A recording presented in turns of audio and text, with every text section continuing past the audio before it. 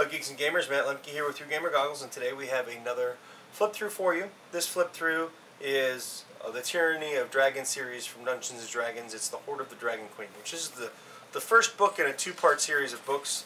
This covers an adventure for 4 characters roughly, and it'll take them through about 7th or 8th level. A couple things that you should know about the book pretty much right off the bat. It's a Forgotten Realms setting book, and it takes place along Sword Coast, which is iconic for the Dungeons & Dragons world. You have Neverwinter here, you have Waterdeep here, and Baldur's Gate down here. So immediately D&D Next is throwing you back into some classic settings. There are 2 adventure supplements that you can use online for free with this book, one of which is the Dungeons & Dragons Basic Rules, and another is the Tyranny of Dragons Appendix, which you can find online. A character advancement in this book, they suggest a possible option for you to use, allowing milestones, which basically means that when your characters reach a certain point in the adventure, they level up, and you don't have to worry about calculating experience.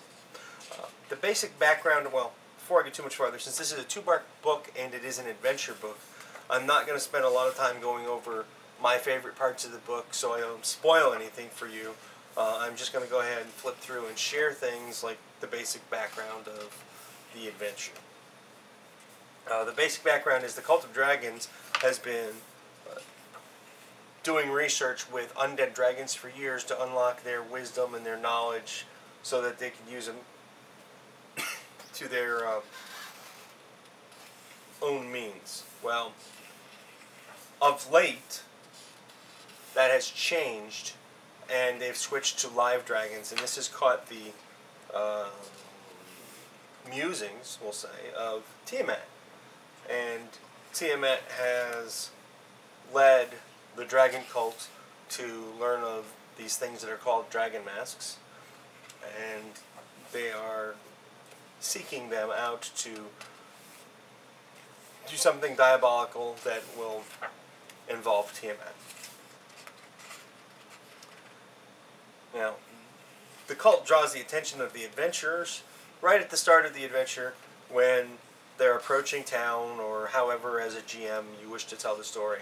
And this town that they are in is attacked by a dragon and the dragon cultists.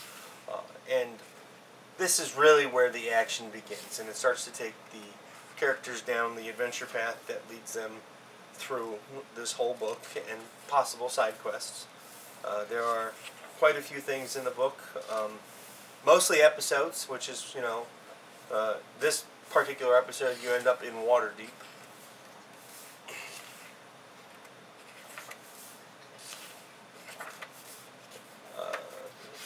Skipping through a lot of the adventure. I mean, I haven't played it, so I can't tell you too much about it, but I have read enough of it to know that I can GM it, and it's quite compelling. It's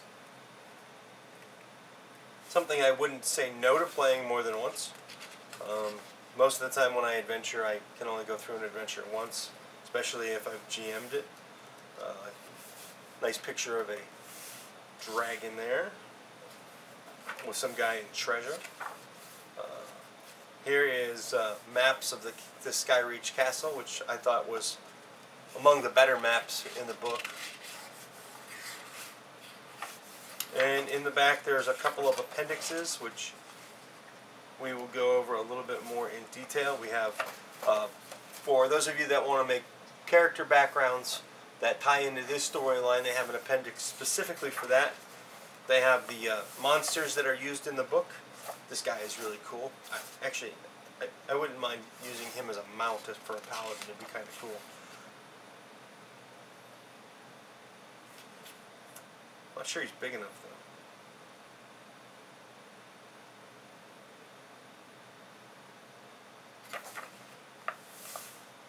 though. Anyway, moving on to more monsters. In the back also there is a small appendix of magic items, which some of these are, I mean, some of them aren't anything new, but I like Dragon Tongue. You can speak and understand Draconic. You also have advantage on any charisma check you make against black dragons. So the book is the base and at the very end, it happens. Over here we have what happens next. Basically, it says that the adventure's not over yet. The cult and the dragons are amassing at the Well of Dragons. In holy chants and roars, dragons echo through the desolation of the volcanic caldera, swearing that Tiamat's going to return. And Nine Hells, Tiamat rages, demanding his followers a more tribute before sets foot into the Forgotten Realms. So, basically, it begins at 8th level. All roads lead to an epic confrontation with the Queen of Dragons, and the conclusion of the Tyranny of Dragons story in Rise of Tiamat. So, thanks for watching. This has been a flip-through on the adventure Horde of the Dragon Queen, which is really a series of adventures. Thanks for watching. Again, it's Matt Lemke with your Gamer Goggles, gamer-goggles.com. Every Thursday is RPG Day, so we hope to have things done here. If there's nothing, no new videos up, we will have some kind of written review. Who knows, maybe we'll even start writing adventures and throwing them on the blog. Have a good day.